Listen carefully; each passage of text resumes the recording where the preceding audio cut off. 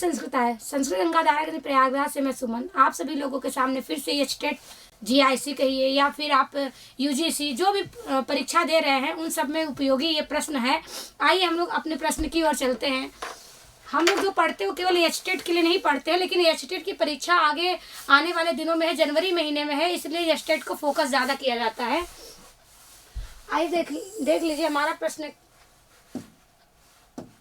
है, रावण वध नामक महाकाव्य की रचना किसने की? रावण वध महाकाव्य की रचना किसने की थी? भट्टी ने कि प्रवर सेन ने कि रत्नाकर ने कि भर्तृमेंट ने?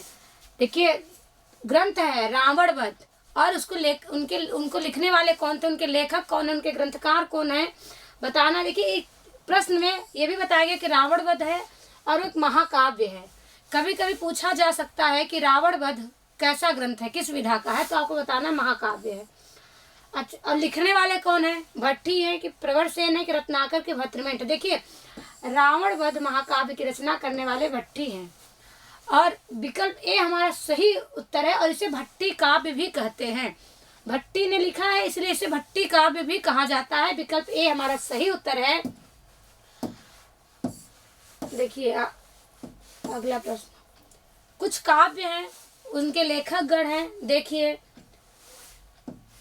कुछ नया है इसमें, नया ये है कि देखिए भट्टी काव्य तो बताया ही गया, भट्टी ने लिखा। सेतुबंध किसने लिखा? प्रवर सेन ने। अगला प्रश्न हो सकता है कि सेतुबंध के लेखक कौन है, तो कौन है? प्रवर सेन। हर विजयम यह सबसे बड़ा महाकाव्य माना जाता है, रत्नाकर ने लिखा है। किसने लिखा है? रत्नाकर ने। हयग्रीव वध भर्तृमेंट ने। विक्रमांक देव चरितम लिखा विल्हड़ ने। जानकी जीवनम अभिराज राजेंद्र मिश्र, सीता चरितम रेवा प्रसाद द्विवेदी, रामायण मंजरी भारत मंदिर क्षेमेंद्र ने लिखा है। स्क्रीनशॉट जरूर ले लीजिएगा क्योंकि भट्टी काव्य के बाद सेतुबंध भी पूछा जा सकता है, हर विजयम पूछा जा सकता है। आपको आपके साथ सामने जो भी इसमें नोट्स है ये आपके लिए बहुत उपयोगी है, स्क्रीनशॉट ले लीजिएगा। आइए हम चलते हैं अगले प्रश्न की ओर। हम हट जाते हैं क्योंकि आपका स्क्रीनशॉट अच्छे से आए। गच्छति पद है गम लट लकार प्रथम पुरुष एक वचन कि गम धातु सत्री प्रत्यय सप्तमी एक वचन पुल्लिंग कि गम धातु सत्री सप्तमी एक वचन नपुंसक लिंग कि उपयुक्त सब हुई। गच्छति पद कैसा है? विकल्प देख के बताइए कौन सा विकल्प सही उत्तर होगा। गम धातु लट लकार प्रथम पुरुष एक वचन है, ये तो सही ही है। गम धातु से सत्री प्रत्यय करेंगे सप्तमी एक वचन पुल्लिंग में गच्छति बनेगा कि नहीं? गम से सत्री करके सप्तमी एक वचन बनाएंगे तो गच्छति बनेगा कि नहीं? नपुंसक लिंग में कि उपयुक्त तो सभी होगा। आप बताइए उत्तर क्या होगा, इसमें कौन सा विकल्प सही है? देखिए गच्छत पद है कैसा है, इसमें थोड़ा यूनिक था। गच्छत लट लकार में आप लोग जानते ही हैं, लेकिन गम से सत्री करेंगे सप्तमी एकवचन पुल्लिंग में भी बनेगा, इसलिए विकल्प डी सही उत्तर हो जाता है। विकल्प डी हमारा सही उत्तर है कि गच्छति कब बनेगा? रूप चलता है, रूप में नपुंसक लिंग में सप्तमी एक वचन में बन जाएगा क्या? गच्छति। गम से सत्री का सप्तमी एक वचन पुल्लिंग में भी गच्छति बनेगा। अगम धातु लट लकार प्रथम पुरुष एक वचन में भी क्या बनेगा? गच्छति। गच्छति गच्छतः गच्छन्ति, गच्छसि गच्छतः गच्छत, गच्छामि गच्छावा गच्छामा, ऐसे रूप चलेगा लट लकार वाला। तो विकल्प डी हमारा सही उत्तर है। आइए हम लोग अगला प्रश्न देखते हैं।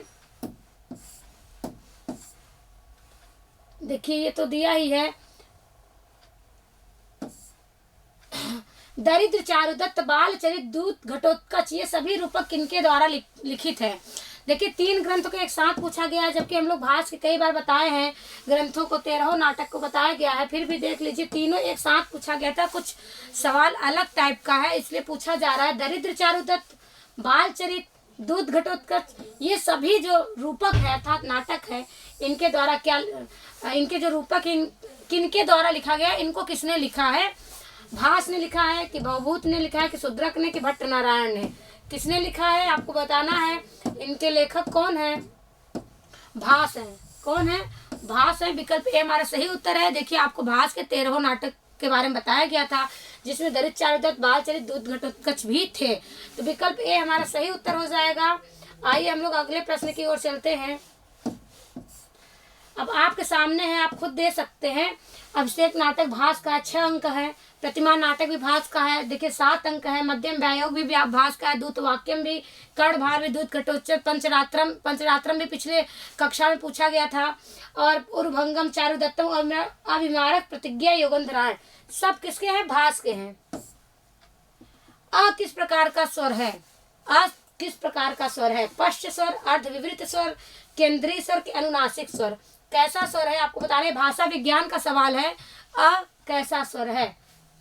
पश्च स्वर है कि अर्धविवृत स्वर है कि केंद्रीय स्वर है कि अनुनासिक स्वर है? देखिए अ केंद्रीय स्वर कहिए या मध्य स्वर। अ जो है केंद्रीय स्वर कहिए या मध्य स्वर कहिए। अगर मध्य स्वर होता तो भी सही होता, केंद्रीय स्वर है तो भी सही है। अ जो है केंद्रीय स्वर है, ठीक है। विकल्प डी सी हमारा सही उत्तर है, विकल्प सी हमारा सही उत्तर है। स्वरों के उच्चारण में जिह्वा का अग्र, मध्य या पश्च भाग थोड़ा बहुत ऊंचा या नीचा हो जाता है। इसी आधार पर स्वरों को अग्रस्वर में कौन कौन आएंगे? ई, बड़ी ई, ए। मध्य स्वर या केंद्रीय स्वर में अ आएगा, पश्च स्वर में आ, उ, बड़ा उ कहते अर्थात देखिए अग्रस्वर पूछा जाएगा तो आपको ई, बड़ी ई, ए लिखना है। मध्य स्वर केंद्रीय स्वर में केवल अ है, पश्च स्वर में उ है, बड़ा उ है और आ है, ठीक है। तो ये अगली बार के लिए आपके लिए हो गया कि देखिए पश्च स्वर ये है, मध्य स्वर ये है और अग्र स्वर ये तीनों है, ठीक है। ये तीनों आपको एक जगह पे मिल गए हैं। अलंकार संप्रदाय के प्रवर्तक आचार्य कौन है? अलंकार संप्रदाय के प्रवर्तक आचार्य बताना है। जगन्नाथ हैं कि विश्वनाथ हैं कि क्षेमेंद्र है कि भामा है? देखिए अलंकार संप्रदाय को मानने वाले हैं भामा। कौन है? भामा है, विकल्प डी हमारा सही उत्तर है। अलंकार संप्रदाय के प्रवर्तक आचार्य हैं भामा, विकल्प डी हमारा सही उत्तर हो जाएगा। किस समस्त पद का विग्रह सही नहीं है? किस समस्त पद का विग्रह सही नहीं है आपको बताना है। सुमद्रम, मद्राणाम समृद्धि, पंचगौ धनम यस्य सह, चित्रगुह, चित्रागाव यस्य सह, या फिर निर्घृण, निर्गता घृणा यस्य सह। कौन सा इसमें अशुद्ध विग्रह है, मतलब जिसका विग्रह सही नहीं है वो आपको बताना है। मद्राणाम समृद्धि सही है कि नहीं? सुमद्रम का, पंचगौ धन का, पंचगौ धनम यस्य सह, चित्रगुह का, चित्रागाव यस्य सह, निर्घृण का, निर्गता घृणा यस्य ना होकर यहाँ अस्मात होना चाहिए था। क्या होना चाहिए था? अस्मात होता तो सही हो जाता, क्योंकि चली गई है घृणा, जिसके अंदर से घृणा चली गई है, तो जब चली जाएगी कहीं से कुछ चीजें अलग होती है तो वहाँ पंचमी भी लगता है, इसीलिए यहाँ यस्मात होता तो सही हो जाता। विकल्प डी हमारा सही उत्तर है, क्योंकि यह विग्रह सही नहीं है। ये 3 विग्रह आपके सही हैं, विकल्प डी हमारा विग्रह सही नहीं है, इसलिए विकल्प डी सही उत्तर हो जाएगा। न धर्म वृद्धेषु वया समीक्षते, यह वचन किस कवि के हैं? न धर्म वृद्धेषु वया समीक्षते, यह वचन किस कवि के हैं? भास के हैं कि व्यास के हैं कि कालिदास के हैं कि भवभूत के हैं? आपको बताना है कि ये वचन किस कवि के हैं, या यह सूक्ति अगर आपको पता होगा किस ग्रंथ से है तो आप बता लेंगे किस कवि के हैं। ये 2 तरह से प्रश्न पूछे जा सकते हैं कि न धर्म वृद्धेषु वया समीक्षते कहाँ की सूक्ति है, किस ग्रंथ की है, या किस कवि से रिलेटेड है। तो बताइए भास, व्यास, कालिदास, भवभूत किससे संबंधित है आपको बताना है।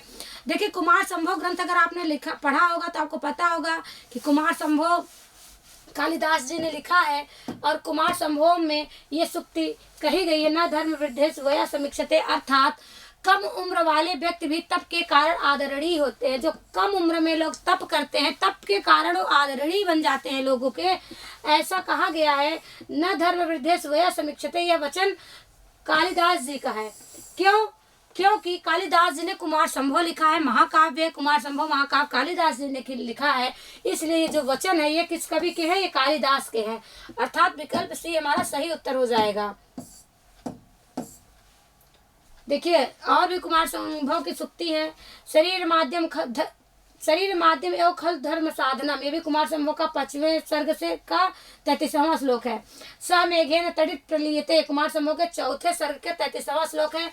न धर्म वृद्धेषु वया समीक्षते, कुमार संभव के 5वें सर्ग का 16वां श्लोक है। आइए आगे बढ़ते हैं। जनार्दन शब्द की उचित व्युत्पत्ति है, उचित व्युत्पत्ति बतानी है। जन अर्ध ऋच ल्यू या फिर जन अर्ध ऋच ल्यूट, जन अर्ध ल्यू जन अर्ध ल्यू ऋच। इसमें जो जनार्दन शब्द की व्युत्पत्ति है, उचित व्युत्पत्ति आपको बताना है, कौन सा सही उत्तर होगा आप बताइएगा। जनार्दना को ऑप्शन देख लीजिए, कौन सा इसमें सही उत्तर है बताइए। जन अर्ध, देखिए जन सब में है, अच्छा ये जन है इसलिए गलत करिए। फिर अर्ध अर्ध अर्ध अर्ध, ऋच ऋच ल्यू ल्यू ल्यू ल्यूट ऋच। तो अब देखिए इसमें पहले तो आपको पता करना है कि जन है, जन धातु है कि नहीं, अर्ध है कि नहीं, ऋच लगेगा कि ल्यू लगेगा कि लुट लगेगा। यदि आपको प्रत्यय भी पता होगा तब भी आप कर लेंगे। तो आपको बताना है कि विकल्प कौन सा सही है। देखिए विकल्प डी हमारा सही होगा, क्योंकि देखिए जन धातु अर्ध है, फिर ल्यू फिर ऋच, इसमें ल्यू प्रत्यय है। कौन सा प्रत्यय है? ल्यू है। जनार्दना में ल्यू बनेगा, विकल्प डी हमारा सही उत्तर हो जाएगा। यहाँ पे सही होता, लेकिन ऋच बाद में होता, ल्यू पहले होता तो सही हो जाता। ल्यूट होगा नहीं, ल्यू होगा, ऋच होगा, लेकिन ल्यू पहले होता तो सही होता। विकल्प डी हमारा सही उत्तर है। जन अर्ध ल्यू और ऋच से जनार्दना शब्द की व्युत्पत्ति होती है। ठीक है, जन होना चाहिए, अर्ध फिर ल्यू फिर ऋच, फिर जनार्दना शब्द की व्युत्पत्ति हो जाएगी। नंदी ग्रही पचा दिव्यो ल्यूडिन न्यचः, ये सूत्र है आपका, बाकी आप देख लीजिए। आगे चलते हैं हम लोग। पृष्ठौह पद किस सूत्र का उदाहरण है? पृष्ठौह यह पद किस सूत्र का उदाहरण है? आपको देखना है। प्राद ऊहो ढै ढै शेषु एते धत्युषु वृद्धि रेच की विधिरादेच, किसका उदाहरण है? देखिए वृद्धि संज्ञा करने वाले ही सब हैं, वृद्धि करने वाले, वृद्धि संधि करने वाले चारों सूत्र हैं, लेकिन प्राद ऊहो ढै ढै शेषु ये करेगा कि एते धत्युषु करेगा, वृद्धिरेच करेगा, विधिरादेच करेगा। पृष्ठौह किस सूत्र का उदाहरण है ये आपको बताना है। देखिए वृद्धि संधि से तो सब रिलेटेड है, लेकिन एते धत्युषु यह पृष्ठौह, इस सूत्र का उदाहरण पृष्ठौह है। ठीक है, विकल्प भी हमारा सही उत्तर हो जाएगा। आगे देखते हैं। देखिए पृष्ठ से उहा पृष्ठौह बना, उप एत उपैत बना, उप एदते उपैधते बना। अगली बार हो सकता है उपैत पूछ ले और उपैधते पूछ ले तो भी इसी सूत्र का होगा। सम एत से समैत, सम एत से समैधते, सदा से सदैव, वृद्धि संधि नॉर्मल है। तो कहने का मतलब पृष्ठौह आपको दिख रहा है, एक इधर उपैत उपैधते, ये सब ठीक है। एत्ते इस किस सूत्र का है? तो एत्ते धत्युषु का है। ठीक है, आइए हम लोग अगला देखते हैं। अगला प्रश्न, इसका आप स्क्रीनशॉट ले लीजिए, अगली बार काम देगा। सट्टकम त्रोटकम व गोष्ठी किसके भेद हैं? आपको बताना है। सट्टकम त्रोटकम गोष्ठी ये किसके भेद हैं? हम लोग बहुत रूपक पढ़े हैं, 10 प्रकार के रूपक होते हैं, 18 प्रकार के उप रूपक होते हैं, लेकिन जनरली रूपक पूछा जाता है। पर यहाँ पे कुछ अलग पूछा गया है। प्रश्न बहुत अच्छा है। सट्टकम त्रोटकम गोष्ठी किसके भेद है? रूपक के, उप रूपक के, महाकाव्य के, महाभारत के पात्रों के, किसके हैं आपको बताना है।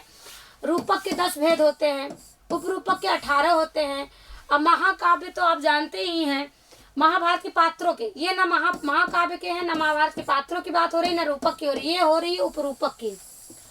तो विकल्प भी सही उत्तर हो जाएगा। सट्टकम त्रोटकम गोष्ठी उपरूपक के भेद हैं।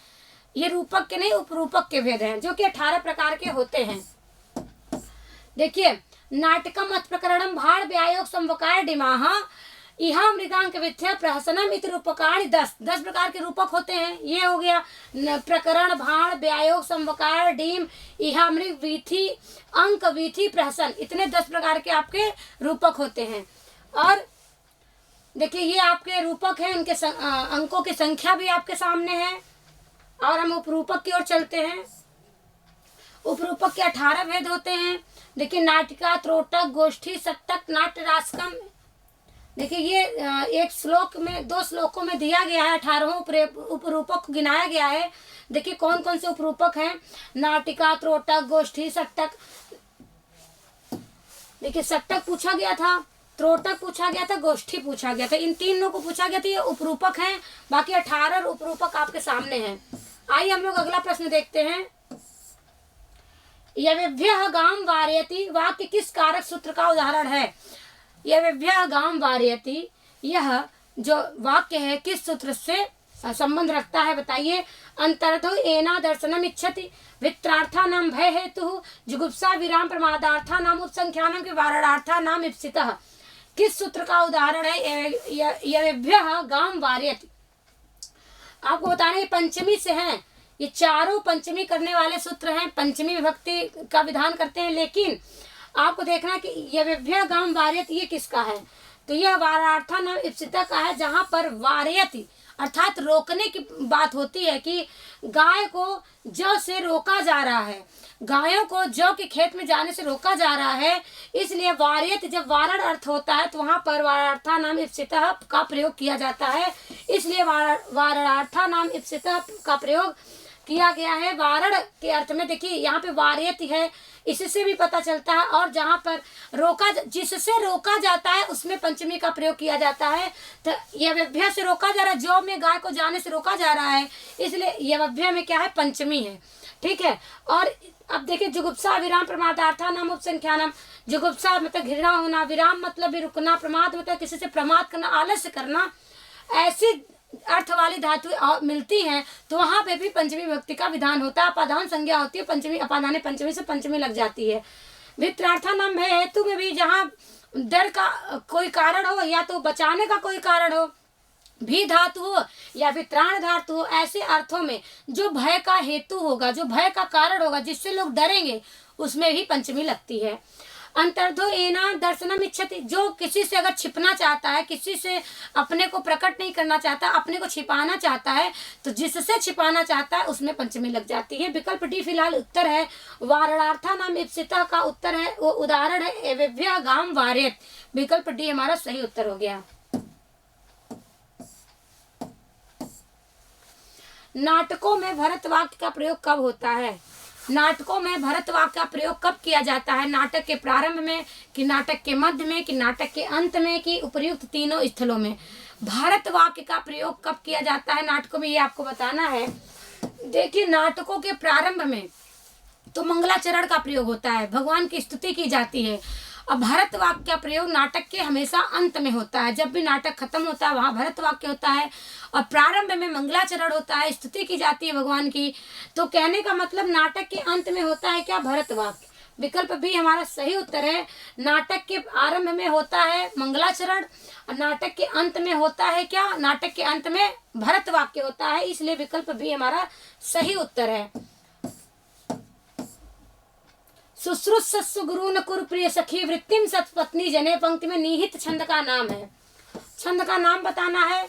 यह विज्ञान शाकुंतलम का कर्ण के द्वारा कहा गया श्लोक है, और शकुंतला को इस श्लोक के माध्यम से उन्हें उपदेश देते हैं कि बेटा तुम हस्तिनापुर जाना तो क्या क्या करना, ऐसा कुछ उपदेश देते हैं। शुश्रूषस्व गुरुन कुरु प्रिय सखी वृत्तिम सपत्नी जने, इसमें छंद कौन सा है? श्रद्धरा है कि शार्दुल विक्रीडित है कि पुष्पिताग्रा है कि वियोगिनी है? इसमें शार्दुल विक्रीडित छंद है। 19 अक्षर होते हैं, और आपको पता है आदित्य 12 होते हैं, 12 पे यति होगी, फिर 7 अक्षर पे यति होगी। विकल्प भी हमारा सही उत्तर है। आइए अगला प्रश्न देखते हैं। छंद पे बहुत चर्चा हो चुका है। छंद के लक्षण हैं, देखिए सूर्या स्वैर मसजस तथा सगुरुव शार्दुल विक्रीडितम। बाकी इसके गढ़ व्यवस्था देख लीजिए, मगड़ फिर सगड़, यहाँ से देखिए मगड़ फिर सगड़ फिर जगड़ फिर सगड़ फिर तगड़ तगड़, यहाँ से लिखना मगड़ सगड़ जगड़ सगड़ तगड़ तगड़, फिर गुरु आ जाएगा। और सूर्य होते हैं 12, आदित्य 12 होते हैं, इसलिए पहले 12 पे यति होगी, फिर अश्व 7 होते हैं, फिर 7 में यति होती है। गौरी अतिकेशी चंद्रमुखी इत्यादि किस प्रत्यय के उदाहरण है? आपको बताना इसमें कौन सा प्रत्यय हुआ है।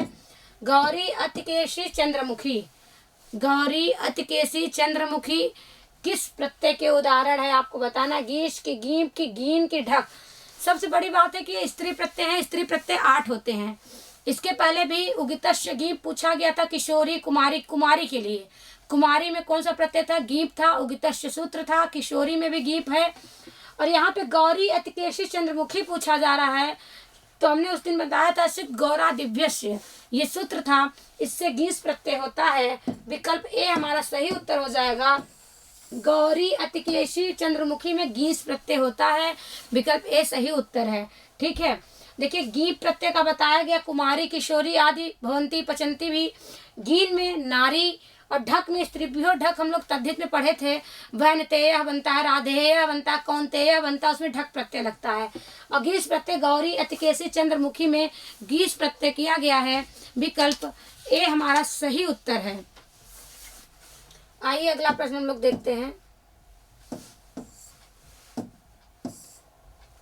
आत्मदीपो भव का दर्शन किसने किया, किसने दिया? आत्मदीपो भव का दर्शन किसने किया? बुद्ध ने कि कपिल ने कि विवेकानंद ने, इन सभी ने? किसने किया है आपको बताना है।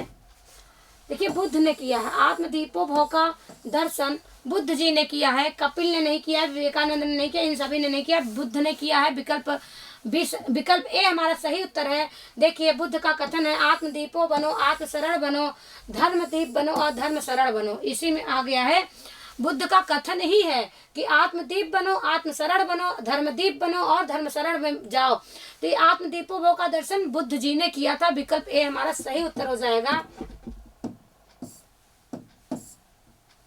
शिष्वंग स्मृत्यादेश किस सूत्र के उदाहरण है? शिष्वंग स्मृत्यादेश किस सूत्र के उदाहरण है? विद्यादेश के कि अदेंगुड़ा के, झलाम जस झस इको यड़च, किस सूत्र के हैं?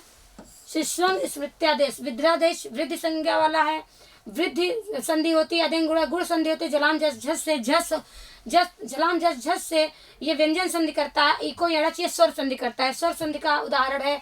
ये दोनों भी स्वर संधि के उदाहरण है, ये व्यंजन संधि का सूत्र है। ये स्वर संधि के 3 सूत्र हैं और ये व्यंजन संधि का सूत्र है। आपको बताना है कि शिष्वंग स्मृत्यादेश किस सूत्र के उदाहरण है। तो इको यड़च किसके हैं? इको यड़च हैं। विकल्प डी सही उत्तर होगा। देखिए हो जाएगा शिशु धन अंगम, ऊ की जगह पे वह आदेश हो जाएगा, फिर बन जाएगा शिष्वंगम, ये हो गया। और स्मृत्यादेश स्मृति धन आदेश, स्मृति तब में जो ई है उसका ये हो जाएगा, स्मृत्यादेश बन जाएगा। इसलिए इको यड़च यड़ संधि है। देखिए शिष्वंगम है, स्मृत्यादेश है, अप्यशु है, ऋत्यका है, नद्यत्र है। कहने का मतलब है कि खलवत्र है, ये सब पूछा जाएगा। इसमें यड़ संधि है, इको यड़च सूत्र है। किन वर्णों की परस्पर सवर्ण संज्ञा कही गई है? किन वर्णों की परस्पर सवर्ण संज्ञा कही गई है आपको बताना है। री व अ की, या फिर री और समस्त स्वरों की, कि री व री की, स्वर एवं व्यंजन की। सवर्ण संज्ञा बताना है किसकी की गई है, जो समर्णी हूँ। री व अ की, कि री और समस्त स्वरों की, कि री और री की, या फिर स्वर एवं व्यंजन की। देखिए एक वार्तिक है, कात्यायन ने लिखा है, रील री वर्णियोर मिथा सावण्यम वाच्यम। री और री की सवर्ण संज्ञा की जाती है कात्यायन के द्वारा। कात्यायन ने कहा कि री और री सवर्णी है, एक दूसरे के सवर्णी कहे जाएंगे, इसीलिए री के 12 भेद है, 18 भेद है, री के 12 भेद है, 12 8 18 और 12 30 हो जाएगा। 18 है री के, 12 है री के, तो 18 12 30 प्रकार के भेद कहे जाते हैं, क्योंकि री और री सवर्णी हो गए। इसलिए री के स्थान पर अगर री के बाद अगर री आता है तो सवर्णी होकर बड़ी री दीर्घ री आदेश कर दिया जाता है। और ये है रिल री वर्णियोर मिथा सावण्यम वाच्यम वार्तिक से रिल री की सवर्णता कही गई है कात्यायन के द्वारा। विकल्प सी हमारा सही उत्तर हो जाएगा कि रिल री वर्ण की परस्पर सवर्ण संज्ञा कही गई है। अगला प्रश्न है, पुरुषर्षभ पद में समास का सही विकल्प छांटिए। उपमानोत्तर पद कर्मधारय समास, या फिर अवधारणा पूर्व पद कर्मधारय समास, या उपमानोपमेय कर्मधारय समास, कि विशेषण विशेष कर्मधारय समास। कौन सा इसमें कर्मधारय समास होगा? ये तो पता चल गया है कि कर्मधारय समास, कर्मधारय समास, कर्मधारय है, कर्मधारय है, लेकिन कैसा कर्मधारय है? उपमानोत्तर पद है कि अवधारणा पूर्व पद है कि उपमानोपमेय है कि विशेषण विशेष से है? कैसा है ये आपको बताना है। पुरुषर्षभ पुरुषों में जो बल के समान, बैल के समान बलशाली है, ऐसा पुरुष। उपमानोपमेय कर्मधारय समास है इसमें। विकल्प सी सही उत्तर हो जाएगा। उपमानोपमेय कर्मधारय समास पुरुषर्षभ में है। विकल्प सी हमारा सही उत्तर है। आइए अगला प्रश्न देखते हैं। देखिए कुछ और भी हैं। पुरुषः ऋषभः इव, अगर समास विग्रह पूछा जाए तो पुरुषः ऋषभः इव, पुरुष ऋषभः, घन इव श्यामः, घन श्यामः, विद्युत इव चंचला, विद्युत चंचला। ये कुछ उदाहरण है आपके पास। प्रियदर्शिका व रत्नावली के रचनाकार कौन है? प्रियदर्शिका और रत्नावली के रचनाकार पूछा जा रहा है। विशाख दत्त है कि मुरारी है कि हर्षवर्धन है कि हेमचंद्र है? प्रियदर्शिका रत्नावली दोनों नाटिका हैं 4 अंकों की, और दोनों को लिखने वाले हर्षवर्धन है। कौन है? हर्षवर्धन है। विकल्प सी सही उत्तर है। विकल्प सी सही उत्तर है, हर्षवर्धन है प्रियदर्शिका रत्नावली के लेखककार या रचनाकार। देखिए नाटिका है 3, प्रियदर्शिका नाटिका है, रत्नावली भी नाटिका, नागानंद नाटक है। इसको लिखने वाले एक ही लोग हैं, हर्षवर्धन। फिर देखिए मुद्रा राक्षस लिखे विशाख दत्त, अनर्घ राघव मुरारी ने लिखा है, काव्यानुशासन हेमचंद्र ने लिखा है, बुद्ध चरितम अश्वघोष ने लिखा, सौंदर्यनंद अश्वघोष ने लिखा है, नैषधि चरितम श्री हर्ष ने लिखा है, हरविजयम रत्नाकर ने लिखा है, राजशेखर ने बाल रामायण लिखा है, कपूर मंजरी जो सप्तक है राजशेखर ने ही लिखा है। ये आपके पास चार्ट है। आइए अगला प्रश्न हम लोग देखते हैं। गायत्री छंद का सर्वाधिक प्रयोग किस वेद में हुआ है? गायत्री छंद का सर्वाधिक प्रयोग किस वेद में हुआ है? ऋग्वेद, यजुर्वेद, सामवेद, अथर्ववेद। गायत्री छंद का सर्वाधिक प्रयोग ऋग्वेद में हुआ है। वेदों में सबसे पहले ऋग्वेद है और ऋग्वेद में गायत्री छंद का सर्वाधिक प्रयोग हुआ है और ये अग्नि सूक्त में बहुत मिलता है। दूसरी बात ये कि गायत्री छंद में 3 चरण होते हैं और 8 वर्ण होते हैं। इसमें 8 होते हैं तो 8 24 इसमें 24 वर्ण पाए जाते हैं गायत्री छंद में। ध्यान रखिएगा, गायत्री छंद में 24 वर्ण पाए जाते हैं 8 अक्षर पे। ये जो है 3 पाद होते हैं, 14 छंद। अच्छा, ऋग्वेद में 14 छंदों का प्रयोग हुआ है जिसमें गायत्री छंद का सर्वाधिक प्रयोग मिलता है। और गायत्री छंद में 3 पाद है, 8 वर्ण होने से तीनों पाद में 24 हो जाएंगे। 8 2 16 8 24 वर्ण होते हैं।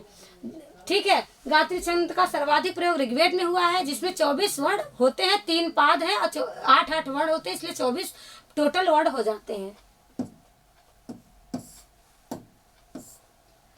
देखिए छंद मंत्रों की संख्या है, ये तो गायत्री है।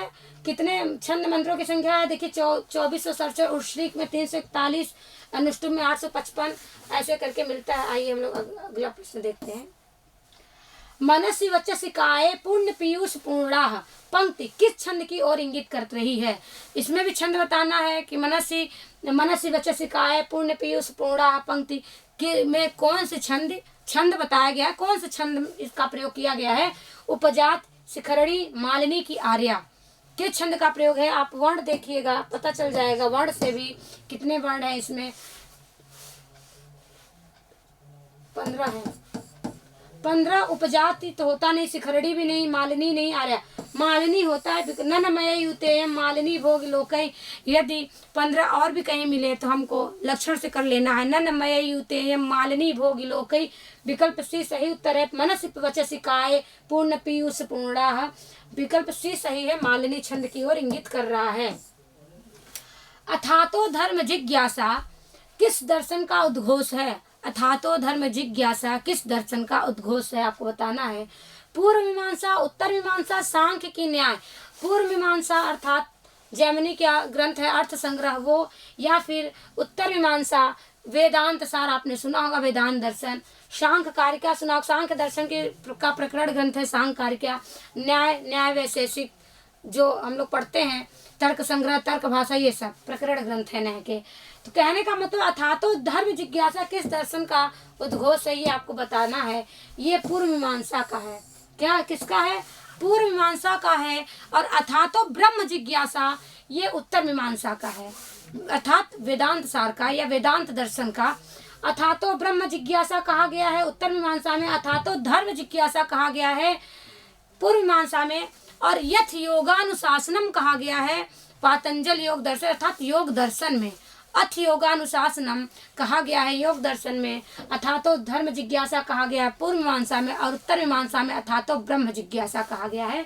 फिलहाल विकल्प ए हमारा सही उत्तर है, क्योंकि अथातो धर्म जिज्ञासा पूर्व मीमांसा में कहा गया है। देखिए अथातो ब्रह्म जिज्ञासा वेदांत दर्शन अथ योगानुशासनम योग सूत्र में कहा गया है। आइए अगला प्रश्न देखते हैं। देखिए औलुक के दर्शन में अथातो धर्मम व्याख्या श्यामः, कि हम लोग व्याख्या धर्म की आगे व्याख्या करेंगे, ऐसा औलुक दर्शन में कहा गया है, वैशेषिक दर्शन में। और वेदांत दर्शन देख रहे हैं, योग सूत्र भी देख लिए हैं। आगे चलते हैं हम लोग। प्रत्यय के आदि में स्थित चवर्ग और टवर्ग की इस संज्ञा करने वाला सूत्र है। प्रत्यय के आदि में स्थित चवर्ग और टवर्ग की इस संज्ञा करने वाला कौन सा सूत्र है? लशक तद्धिते या फिर हलंतम या चूटू या शह प्रत्यय, कौन सा विकल्प सही होगा जो च वर्ग की और ट वर्ग की प्रत्यय के आदि में रहने पर इस संज्ञा करता है? लशक तद्धिते है कि हलंतम की चूटू की श प्रत्यय। देखिए चवर्ग और टवर्ग देख रहे हैं और चूटू में क्या देख रहे हैं? चवर्ग और टवर्ग चूटू दिख रहा है। इससे भी पता चलता है चट यहाँ भी है, चट यहाँ भी है, इसमें नहीं है, इसमें नहीं है, इसमें नहीं है। जो इस संज्ञा करता है वो चूटू ही है, जो कि प्रत्यय के आदि में चवर्ग और टवर्ग की इस संज्ञा करता है, वो चूटू सूत्र है।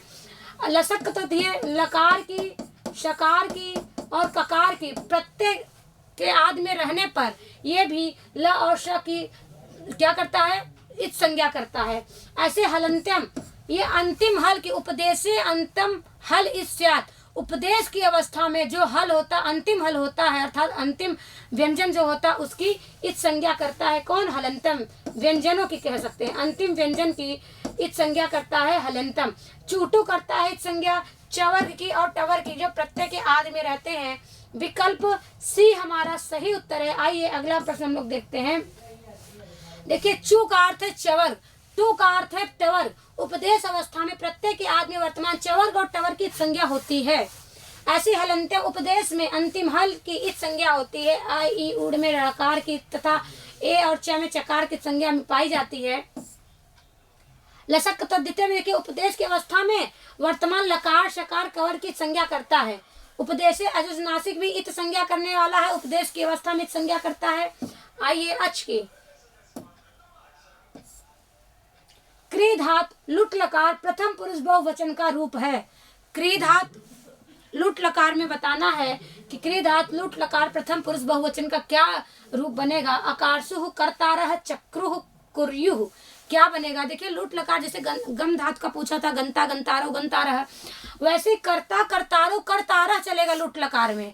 अगर एक याद कर लेंगे तो जनरली सब आपको पता चल जाएगा कैसे चलेगा। तो क्री धातु का लुट लकार बनेगा बहुवचन में, प्रथमा के बहुवचन में कर्तारः, कर्ता कर्तारौ कर्तारः, विकल्प बी हमारा सही उत्तर हो जाएगा। क्री धातु लुट लकार में कर्ता कर्तारौ कर्तारा कर्तास कर्तास्थः कर्तास्थ कर्तास्मि कर्तास्वः कर्तास्मः। कहने का मतलब कर्तारः बन गया, प्रथमा के बहुवचन में कर्तारा पूछा गया है। डुक्री करड़े धातु है और सकर्मक सेठ भयपदी क्री करना परस्मैपदी लुट लकार, ये आपके सामने सब कुछ डिटेल है। आइए वाल्मीकि रामायण में किस रस की प्रधानता है? वाल्मीकि रामायण में किस रस की प्रधानता है? शांत रस की, करुण रस की, भक्ति रस की, श्रृंगार रस। आपको बताना है कि रामायण में किस रस की प्रधानता है। करुण रस की, कि शांत रस की, कि भक्ति की, कि श्रृंगार की, किसकी प्रधानता बताई गई है? किसमें? रामायण में। रामायण में आप लोग को महाभारत में शांत रस की प्रधानता है, लेकिन रामायण में करुण रस की प्रधानता है। किसकी? करुण रस की, लेकिन शांत महाभारत में है। शांत रस महाभारत में शांत रस की प्रधानता है, रामायण में करुण रस की प्रधानता है। और श्रृंगार में तो जो नाटक वगैरह हम लोग पढ़ते हैं उसमें श्रृंगार की जनरली प्रधानता होती है। विकल्प भी हमारा सही उत्तर है कि करुण रस की प्रधानता हुई है। इसीलिए रामायण से ही राम सीता के चरित्र का वर्णन किया गया है, या राम सीता को मिलाया गया है उत्तरामचरितम में, वहाँ भी करुण रस प्रधान नाटक है। देखिए आज बस इतना ही आपके लिए। फिर से अब ये 2-3 दिन क्लास और चलेगी, उसके बाद आप लोग का अगले महीने में परीक्षा ही है। 2-3 दिन हम आपका प्रैक्टिस सेट लेकर 2-3 दिन और आएंगे। इसके बाद आप लोग अपने से अच्छे से तैयारी करिएगा और आपके लिए बहुत बहुत शुभकामनाएं। आज नमः संस्कृत है।